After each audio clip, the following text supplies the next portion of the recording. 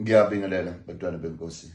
Namhlanje ngithi ake ngikhulume la ngokubaleka kobudlelwano phakathi komshana nomalume wakhe. Ngizoyihlukanisa ukuthi abantu bayezwe kahle. Ngikhuluma ngobudlelwane phakathi komshana nomalume wakhe. Ebese kuba nenhlanhla yomshana kube khona ubudlelwano obuhle phakathi kwakhe nomalume wakhe.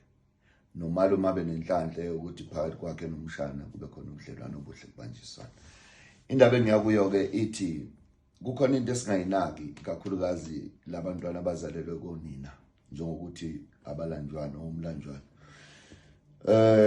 Uyakhumbula nawe ndodana sike saxoxa kakhulu ngendaba yokubaleka kaMalume ukuthi ungalenzi iphutha ungabi nobudlelwane nomalume wakho. Yeah, ngikhumbula. Abantu ke lokho abakunaki. Umalume akahlukene nobaba. Malume ubaba. Malume uyini? Ubaba. Ubaba. Uma ubaba wakhe engekho ukhulele komama wakho bese ubudlelwane bakho nomalume bubabuhle bokwazi into zakho zohlezi ihamba kahle. Yeah.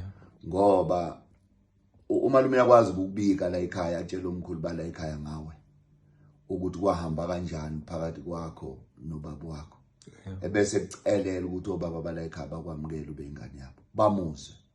Ngizwa kahle. Umalume uyakwazi ukuthi mawufisa ukwenza izinto la ikhaya akucelele futhi uyangizwa mthini. Ebese kunika futhi negunya lokuthi nawe uyikhulumele uyangizwa. Indaba isuka la makuzotholakala ukuthi kuphela ubudlelwano phakathi kwenu nobabili. Lapho ke impilo ithanda ukushipha kancane ngoba uma eduba angeke uthande noma ungathandi uthi kubo uzohamba uyoyikhulumela wena emsamo kubo. Angazi noma yangizwe ngoba wena uhlezi kubo. Kini kule wazaleka la ekhaya. Angisho ukuthi fanele nibancane angithi yabona. One kodwa fanele niphathe kahle ngaphansi kwapho. Fanele nibahlonipha angithi yabona. Into esuke ihlupha ukuthi phakathi kwakhe nodade wabo uma bengazwananga angithi yabona. Bese kuaffecteka wena. Wena mawubona ukuthi kunobudlelwano obungahambi kahle phakathi kamama nomfowabo. Fanele wena wenze sure ukuthi njengengane uyakukhulekisa lokho. Uyahlala phansi nomama wakho uma usukhulile ngithi yabona. Uyayenza inhlambuluko yabo noma sebengeke emhlabeni ngoba uma bengahamba emhlabeni bengathethelelene noma ungathi wenzani wena la angeke hambe kahle. Ngisho amakhehla la ekhaya angeke kwamukele lokho. Ngihlala lana ke nje ngizokhuluma ngobudlelwane ukuthi uma uyingane ezaleke komalume wakho wabenza babuhle ubudlelwane nomalume wakho. Izinto ziyohamba kahle ngoba kunezikweleti esihlezi sikhona abantu abasinaki. Bafika abantu besebenze beyohlala eMagoli beyohlala eMacape Town benganaki ukuthi noma ngabe kuthiwa walungisa wakuhlawula ubaba wakho wakulobola ubaba wakho wakhishwa kahle uhlezi unesikweletu njalo sokuthi ubuyele emuva yokwenzani isithebo uyopha amakhehla azala umama wakho ukudla uyokhunga izalukwazi ezala umama wakho. Abantu abayazi lonto ukuthi inhlanhla kanjani. Kunesibusiso esihlezi sikhona njalo esihlezi sisemuva lapho okhuliswe khona. Esiyisikweletu sokuthi noma ungaba kuphi noma ungaba phezulu kanjani noma ungathi ube lapha hlezi njalo nesikweletu sokuthi ufanele ubuyele emuva yekuphi uyokwenza ukudla noma uyokwenza umthandazo othize mawusonta ngithi yabona noma uyokwenza iservice ethize. Kukhona ukuthi ingane ifike izaleke bese kubhekeka kuyo ukuthi ikhala komalume iyona yolungisa ngithi yabona. Mhlamba amatshe ama-tombstone yona yofika ilungise umuzi mosubhidlikile kuyolungisa yona yiyo mhlamba emakushada ubani yolekelela. Uma ubudlelwane bakho bungahambanga kahle phakathi kwakho nomalume wakho zonke lezi zinto ngeke usazenza. Leso sikhathi uthola ukuthi usesiswini sikamame wakho vele uzalwe kwabhekeka ukuthi wena oyohamba ulungise kuphi komalume bakhe ekhakho mame lakho. Manje fanele siqaphelele ukuthi sifundisa ini ke sinifundisane nana ngithi yabona. Ungakubheki wena ukuthi umalume wakho akazwananga nomama wakho. Ungazingeni wena njengengane. Ngoba wena ubekelwe umsebenzi othize. Kwesinye isikhathi ubekela ukuthi usize yena. Masexakekile noma yena masexake wena musuxakile akusize.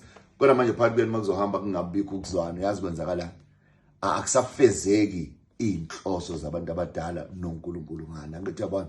Njengengane ke wena sebenzela ukuthi omalume bakho babe senhlizweni yakho. Amen. Ungabakhothameli njengenkosi ngithi yabona. Kodwa ubahloniphe uzihlele ngaphansi kwabo.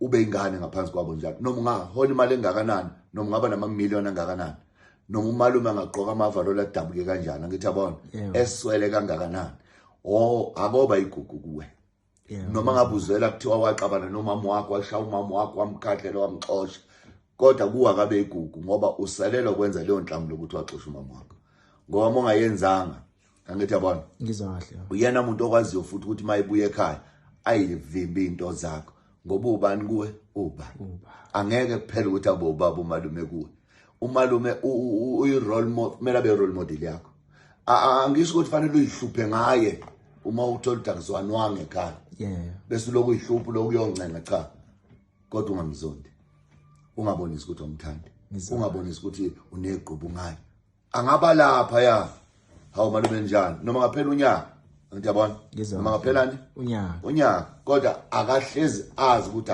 akanayo inkinga nami ubani umshana wami right ngami akanayo inkinga nobani nami nawe noma ungazwelani ngoba kunaleli bhadi ke ngifisa ukukutshela lona kaningi kusemhlabeni noma abantu bangathini bethini kodwa into ekhona leyo vele banegazane libo umalume lokuthi ezintweni eziningi kube khona ukukhuluma okungekuhle ngabo uthola ukuthi akukho kwesinye isikhathi uthola ukuthi into engekho kwesinye isikhathi yini omama bethu babe nakho lokho kwebhana nabo